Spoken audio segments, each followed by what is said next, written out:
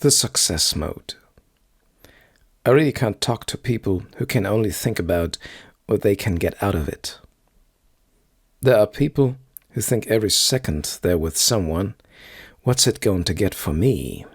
When I lived in the Squirrel Hill area of Pittsburgh, there were people there with almost exclusively that mind state. As far as I'm concerned, they are a cancer.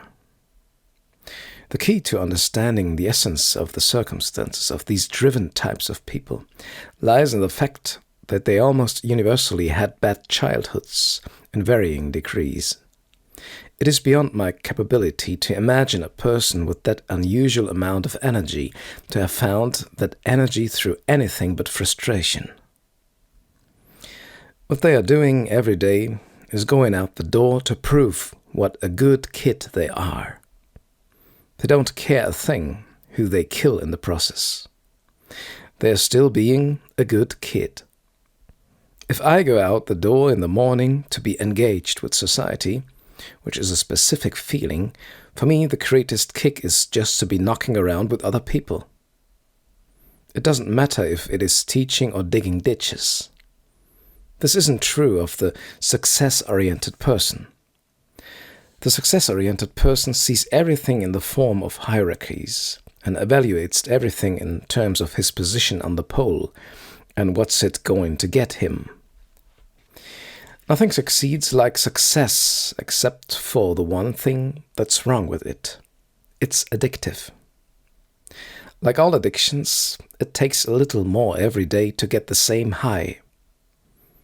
If a person is fortunate and happens to be at the right place at the right time often enough, and is also able to do what is required of him in his work without messing up wholesale in his handling of people, then he can make it and continue succeeding.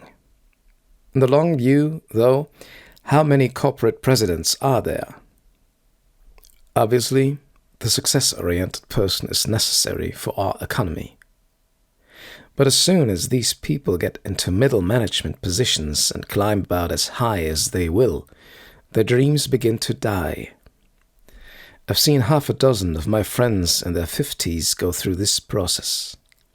Every one of them became a total loss. They start getting their hopes up about being able to accept defeat, which they are never able to completely do, and somehow crawl across the line to 65 and retirement, which becomes a Valhalla of sorts, whereupon they promptly die within 6 to 18 months. No matter who you are, if you don't die young, the bullshit is going to stop being bought sooner or later. If you have to prove yourself every day all over again, it gets very tiring. Even if a person doesn't know what's going on, it still gets tiring. You get all sorts of variations of reaction. One guy will go home and whimper to his wife all night, which is a common reaction. Some go whimper to the bartender. Some go whimper to their body. I'm referring to people who are in relatively high achievement positions. I would love to see just one case of a person who isn't like this, because I don't think there are any. I'm saying that they are poor Johnny One Notes. Some are just the opposite. They scream from the minute they come in the door until the minute they leave. If you are settled with having to prove yourself all the time, it's a hopeless task. I thought a couple of my friends weren't going to have this problem. They got to 45 or 50, though, and every one of them fell apart. There has to be some who don't fall into this pattern, but I've never met them. Although I gave up on altruism as an explanation for people's actions, there are a few people whose basic interest is knowing how to be important to other people in positive ways. They are not masochists or sadists, but a third type. These people are interested in getting the day's affairs in order and accomplished and in developing a smooth flow of effort, and so are the best kind of managers. Unfortunately, there aren't too many of them.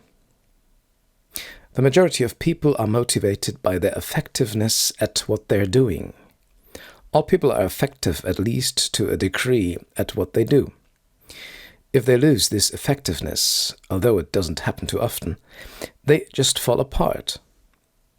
The minute they don't have something to give them a sense of accomplishment, they have nothing to fall back on and their whole world comes apart.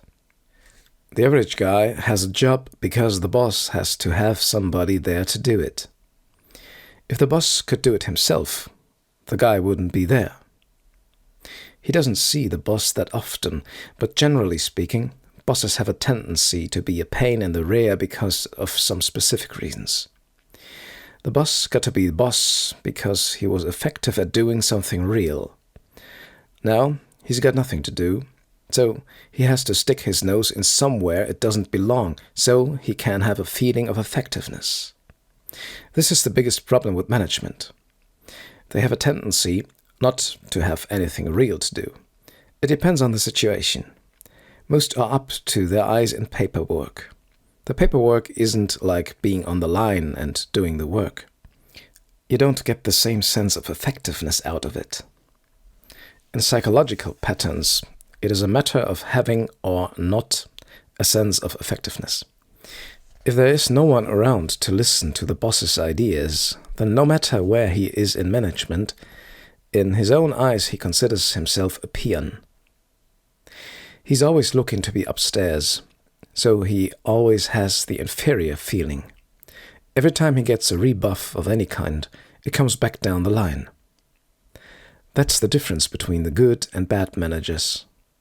The whole error in their thinking lies in that they see the whole world as tied up in their job situation. They have no world view. If I had in my mind and had gone into something, I would have, I think, come to the place where I was doing as much as I wanted to do. I've known a few people who consistently turned down promotions because they didn't want to be bothered with the pressure of the higher level. The trouble with most corporations is that they won't let you get away with it. You turn down a promotion and they end up firing you. To me, the idea was to run just as fast as the situation pulled me. I wasn't interested in being anything beyond what I wanted to be. I knew that in myself I didn't want to be overdriven.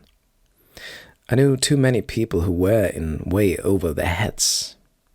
In the matter of continuing to maintain a sense of function and capability, which is the key to the whole thing, there are people who want to feel personally close to those around them, and there are people who abhor it. The ones who abhor it are the ones who have the negative pattern of having never known what it was like to be cooperative with anyone in their life. When I was working and had any type of job with people working for me, the thing that was most important to me was the sense of personal involvement. There are some people you work with who don't want any part of it.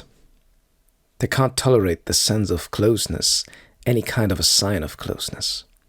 They want to come in, do their work and leave, and they have nothing to do with you personally.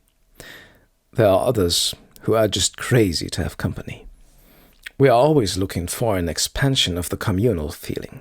The fact that people do this or that because there is a buck in it is what kills it. It is cheap prostitution. The power chaser will never let you see his soft side. On the other hand, a person who tries to be all heart with people will never let you see how they cheated someone. Generally, neither can even see it themselves. That place in the middle is what we're seeking. The more good company you are, the more you get.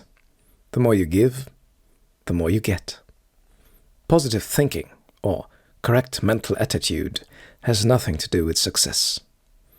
If you examine the people who propose these theories and say that they are responsible for their success, you find the theory has nothing to do with it.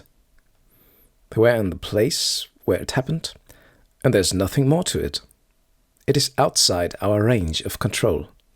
Success comes to one person and not another, and there's no accounting for it. There is no rich man who ever created a family of rich men. There is no king who ever created a king. There is no philosopher who ever created a philosopher. It just doesn't work that way. Our type of comprehension wants us to believe that when we get smart enough, we'll achieve success. This is the tragedy of the ego. At puberty and after puberty, for a certain period of time, there's a possibility of knowing that what you want to know is about your own internal nature. If you don't have any reinforcement to know what you can find, you don't find anything that means anything to you. So you end up losing the opportunity. Once you lose the opportunity, the urge gets misplaced or sublimated into the urge for material things, statues, and all the rest of it. But you can never satisfy the need for a square peg with a round one. You can just never do it. You can chase it all your life and never get any measure of what you are looking for. What is unhappiness? People are unhappy and never question it. If what you have now makes you unhappy, what would make you happy? In each person's mind are a certain number of roads to his own fulfillment. They are different from person to person. What are you really striving for? It is the desire for a fulfillment that can't be found in the marketplace. I am convinced that the people who succeeded in this world in the ordinary sense have views of the world that permit them to maintain fantasies that will not suffer examination. Their head is addicted to some view that permits their mind to function in a response pattern where they are beyond the capacity of doubting. This is not really bad. There would be no life on earth as we know it if it weren't so. We have the belief that we have to answer to success in order to answer to our own inner needs. It is a fallacy of reasoning that is almost universal. We're putting around pegs in square holes. It is an inaccurate view of what our needs truly are. I have had a very clear outer mind at times in my life. This permitted me to understand that when a mind is free of the inner stress, it hungers for activity in the outer world, not for the purpose of success, but for the purpose of utilization of energy, to maintain a sense of internal tranquility. As soon as you're doing something in terms of success, you're off the track. The reason you do things is that the pressure is there to do so. If you do nothing, the build-up becomes unbearable. The doing is the satisfaction, not the successfulness. The real belief is finding a place to put the energy that answers to itself in the doing of it. The other day, I was coming from downtown Pittsburgh on the bus. There was a street person who got on the bus. You don't see nearly as many of these people in Pittsburgh as you do in some of the bigger cities. This person was probably in her 50s, massively overweight, wearing about 5 coats, the last of which just fit around her and was buttoned at the top. She had on a knit hat and was carrying 4 cloth shopping bags. Because of my knowledge of these people, I knew she was carrying everything she owned. She was completely out of her shoes. Her feet were sticking out all over. And because it was cold, she had on about 3 pairs of stockings and then a pair of socks. It's a great question whether she had a regular place to sleep. Now, this can be very upsetting. It is upsetting to everyone on that bus, whether they know it or not. We all identify with the possibility of being in that condition, even if we don't realize it. It's automatic. This is why we like to be near successful people. The load is less. That's the only reason. The mutual responsibility is less, period. But if you get too far down the road, being around successful people can be a very bad drain, because that side of your being feels inferior. You find yourself in the flip-flop of the thing. I lived in the YMCA downtown and all the rest of it. It's an existence that completely eschews the success mode. For one reason, it isn't available to these people. Anyone, on the other hand, who answers to the success mode in that their bills are regularly paid and they can be looked upon as being about the norm in society, so long as these conditions are met, a person is incapable of escaping it.